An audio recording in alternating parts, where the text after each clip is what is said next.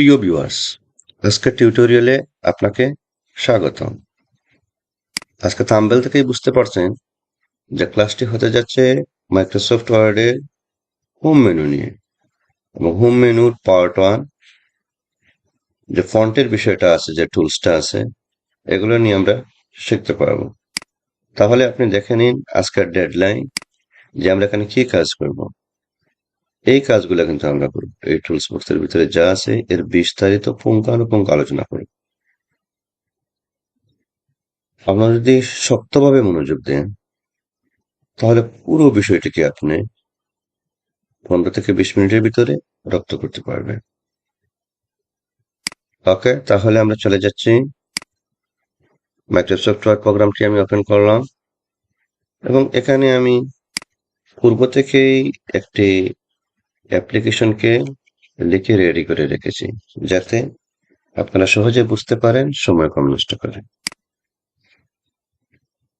এটাই হচ্ছে আমাদের এই ফন্টের টুলবার। আমরা তো লিখলাম, যদি আমরা লিখতে গিয়ে কোনো সময় আমার ফন্টকে পরিবর্তন করতে চাই, যে অংশের পরিবর্তন করব ওইটাকে সিলেক্ট করব, করে আপনি ফন্টে চলে আসবেন। এখান থেকে আপনার চাহিদা মতো বাংলা যে ফন্টকে পরিবর্তন করতে চান, এটা হলো ফন্টের গ্যালারি, ফন্টের লিস্ট। এগুলা ইংলিশ, এটা তো হচ্ছে না, আমরা যেহেতু বাংলায় লিখেছি। নিচের দিকে আছে আমার এখানে বাংলায়। তো আপনি এখান থেকে সিলেক্ট করে নেবেন আপনার চাহিদা অনুযায়ী ফন্ট। এটা শুধু নিয়ম জি, বর্তমানে যেটা রানিং চলতেছে, যেটা আছে।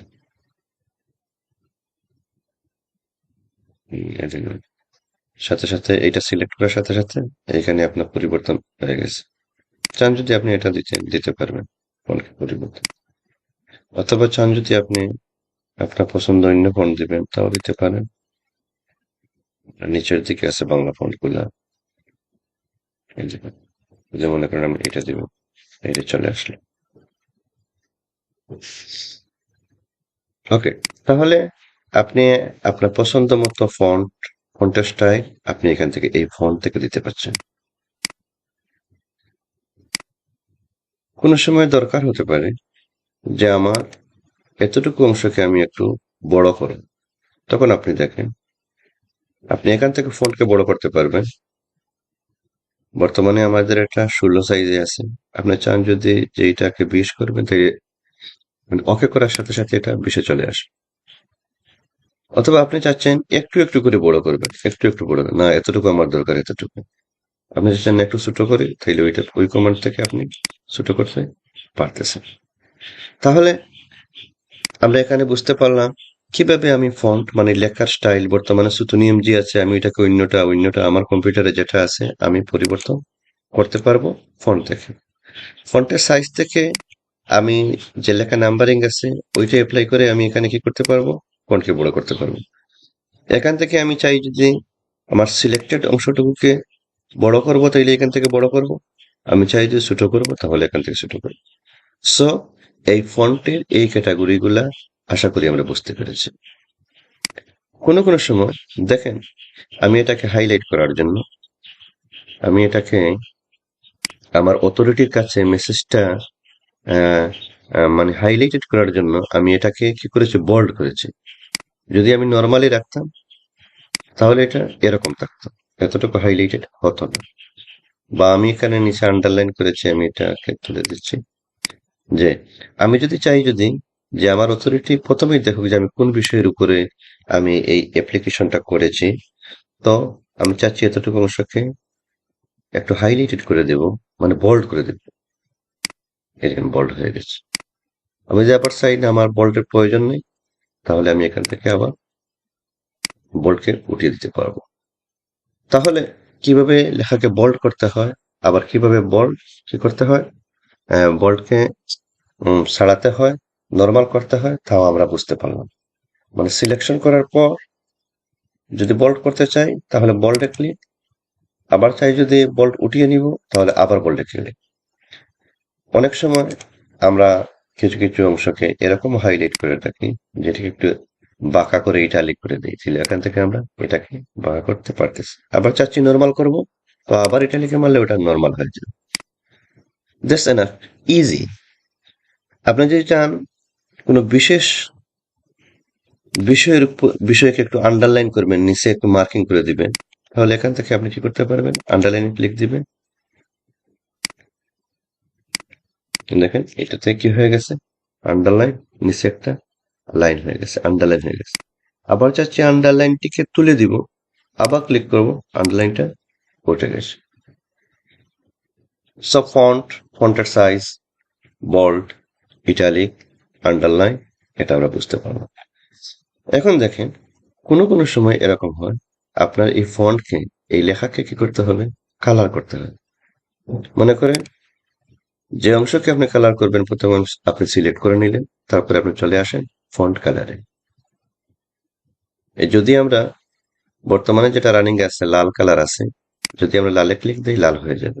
যদি আমি এই নিচের এরোতে ক্লিক করি, তাহলে আর অসংখ্য কালার চলে আসতেছে।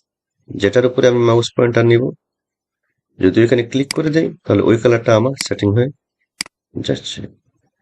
আমি চাচ্ছি এখান থেকে আপনি যেটা ইচ্ছা আপনার ওইটা কি করতে পারবেন, সিলেক্ট করতে পারবেন। যদি আপনি চান মৌর আরো কালার, এই কালারগুলো আপনার হচ্ছে না, তাহলে আপনি মৌর কালারে ক্লিক করবেন। মৌর কালারে ক্লিক করলে এখানে কাস্টম আছে, আপনি যেখানে সিলেক্ট করবেন ওইটা ওইখানে চলে আসবে। আবার এখানে যদি ওকে দেন, তাহলে এটা ওইখানে চলে আসবে। তাহলে দেখেন আমি মনে করেন এইরকম গাঢ় ব্লুইশ কালারকে চয়েস করলাম, তারপরে আমি ওকে দিলাম, তাহলে আমার সিলেকশন এরিয়াতে সেটা চলে আসছে। কিভাবে গেলাম আবার দেখেন, ফন্ট কালারে আপনি চলে গেলেন, তারপরে এরোতে ক্লিক করলেন। যদি এখান থেকে আপনার কালার চয়েস হয়ে যায় তাহলে তো ঠিক আছে, আর যদি চয়েস না হয় তাইলে আমরা মোর কালারে চলে যাব।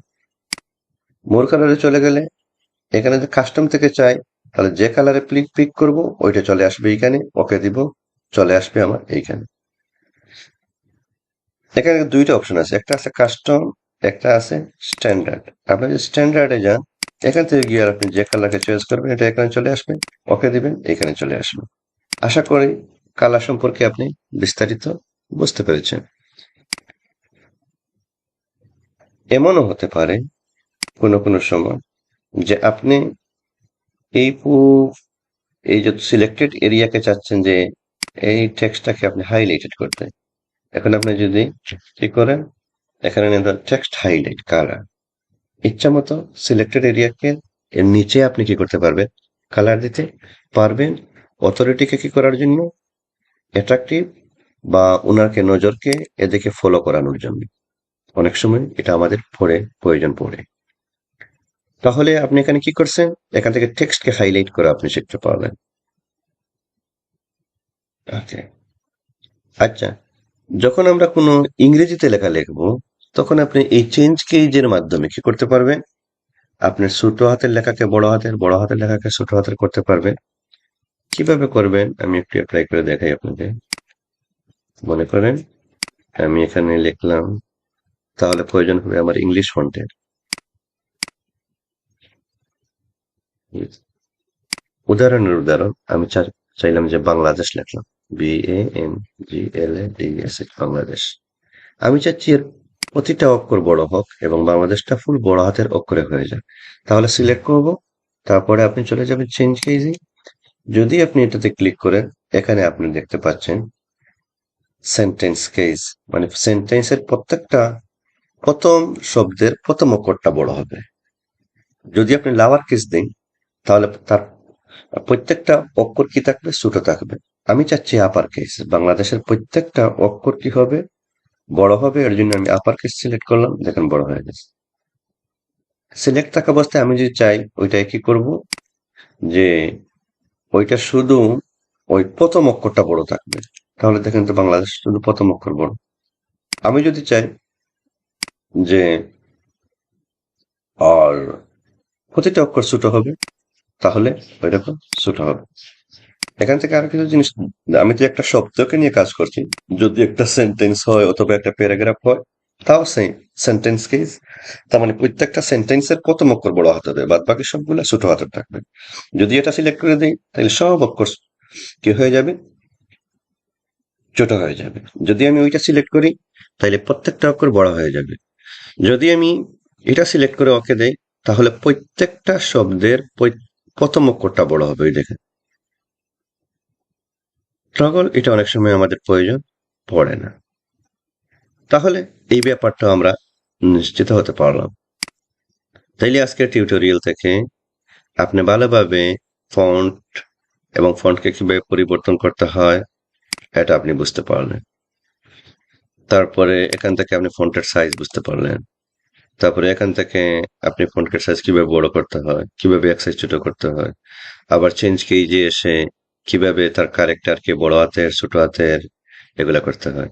এখানে কিভাবে আপনি হাইলাইট করার জন্য বোল্ড করবেন, আবার বোল্ডকে বোল্ডকে ছুটাবেন সেটাও বুঝতে পারলেন। কিভাবে লেখাকে বাঁকা করবেন এটা বুঝতে পারলেন। কিভাবে লেখার নিচে আপনি আন্ডারলাইন দিবেন এটাও বুঝতে পারলেন। হ্যাঁ, আন্ডারলাইনের আবার বিভিন্ন ধরন আছে। অনেক সময় কেউ কি করে একটা রেখা দিয়ে আন্ডারলাইন করে, কেউ চায় এরকম এইরকম আন্ডারলাইন হবে, কেউ চয়েস করে এরকম আন্ডারলাইন। তো আপনি যেরকম আন্ডারলাইন চান এটা এখান থেকে সিলেক্ট করে দিলে ওইখানে আন্ডারলাইনটা ওই রকমই হয়ে যাবে। যদি বড় করে দেখি তাহলে এই আন্ডারলাইনটা কিরকম হয়েছে, ওই রকমই হয়েছে, ওই দেখতে পাচ্ছেন। হ্যাঁ, আবার আমরা আন্ডারলাইনকে আবার কালারও করতে পারি আমার ইচ্ছা মতো। আন্ডারলাইনে আমি কি করতে পারবো, কালার দিতে পারবো। দেখেন আপনি আন্ডারলাইনে যদি চলে যান তাহলে এইখানে আছে আন্ডারলাইন কালার। এখান থেকে আপনি আন্ডারলাইনকে কি করতে পারবেন, ইচ্ছা মতো কালারিং করতে পারবেন। দেখেন তো আপনার আন্ডারলাইনটা কিন্তু ওইরকম কালার হয়েছে, দেখতে পাচ্ছেন। সো ভিউয়ার্স, আশা করি আজকের টিউটোরিয়াল থেকে আপনি যে হোম মেনুর ফন্ট সম্পর্কে আপনারা কোনো সমস্যা থাকবে না এই ফন্ট নিয়ে কাজ করতে। চাই সেটা ফন্টের নিচে বা কোনো লাইনের নিচে আপনি কিভাবে কালার দিতে হবে সেটা বুঝতে পারলেন। আপনি কিভাবে ডাইরেক্ট এই ফন্টে কিভাবে কালার দিতে হবে এইভাবে এটা আপনি বুঝতে পারলেন। কিভাবে এটাকে আপনি বোল্ড করতে হয় এটা আপনি ক্লিয়ার হয়ে গেলেন। কিভাবে ওইটা নিচে আন্ডারলাইন করতে হয় এটা আপনি ক্লিয়ার হয়ে গেলেন। বিদায় আজকের যে আমাদের যে বিষয়বস্তু যেটা ছিল যে এই ফন্ট সাইজ বোল্ড ইটালিক এগুলা নিয়ে আশা করি আমাদের কোনো প্রশ্ন থাকবে না। কোনো সময় আমাদের এরকম আপনার অ্যালজাবরার যে অঙ্ক আছে এগুলা সাধারণত বা ত্রিকোণমিতি পড়ে। তো প্রাইমারি লেভেলের কাজগুলো আমরা এই ফন্ট মেনুর সুপারস্ক্রিপ্ট সাবস্ক্রিপ্ট দ্বারা করতে পারি। এগুলা কিভাবে করবেন একটু লাইভ দেখেন। মনে করেন আমি লিখবো A square plus two A B plus B square সমান A plus B whole square. তাইলে আমরা নর্মালি ইংলিশ লিখবো A square plus two A B plus B square সমান A plus B whole square. প্রথমে নর্মালি আমরা ইংলিশ লিখে নেব। তারপর এর উপরে স্কোয়ার আছে, যদি উপরে নিতে হয় কোনো অক্ষরে তাহলে আপনি সুপারস্ক্রিপ্টে ক্লিক করবেন। Plus two A B plus B square উপরে নিচ্ছি তাহলে আবার সুপারস্ক্রিপ্ট। এভাবে আপনি A plus B whole square এটা উপরে চলে যাবে। এখন দেখেন হয়ে গেছে A square plus two A B plus B square. তাহলে যদি আমরা এই যে এইচ টু ও পানির সংখ্যাটা কিভাবে লিখলাম, আপনি এইচ টু ও এরকম দিয়ে দেন প্রথমে, তারপরে এই টুটাকে সাবস্ক্রিপ্ট করে দেন, তার নিচে এনে দেন। ঠিক ঠিক সেম ভাবে আপনি ব্যবহার করতে পারবেন। আশা করি আপনি ইকুয়েশন গুলা ভালো রকম। সো ভালো থাকবেন, বেশি বেশি করে প্র্যাকটিস করবেন। আল্লাহ হাফেজ।